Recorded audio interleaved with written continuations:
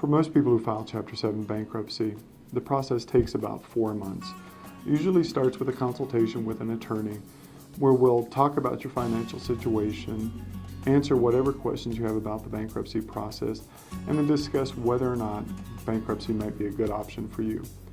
If you decide to move forward with bankruptcy, we'll ask you to collect information about your income, assets, debts, and expenses. Once we get that information back, we'll get to work on your petition, which is the paperwork that gets filed with the bankruptcy court. Once your petition's ready for a review, we'll meet with you to review everything and get your signature. Once we have your signature, we'll file your petition with the bankruptcy court. The second your case is filed with the bankruptcy court, your creditors can't take any collection action. They can't call you, they can't write you, they can't sue you, and they can't garnish you. About a month after we file your case, you have one appearance that you have to make. It's not a court appearance, you're not going to see a judge, and you won't step foot inside a courtroom. The meeting is called the meeting of creditors. Technically, creditors can show up and ask you questions about your financial situation. It's extremely rare for creditors to show up at these meetings. Instead, the meeting is primarily a meeting with the bankruptcy trustee. The trustee is just another attorney that's been hired by the bankruptcy court.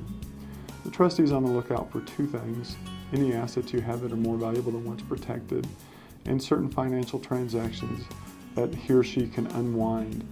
Before you meet with the trustee, we'll talk about what questions the trustee will ask and whether or not we have any concerns about your assets or certain financial transactions.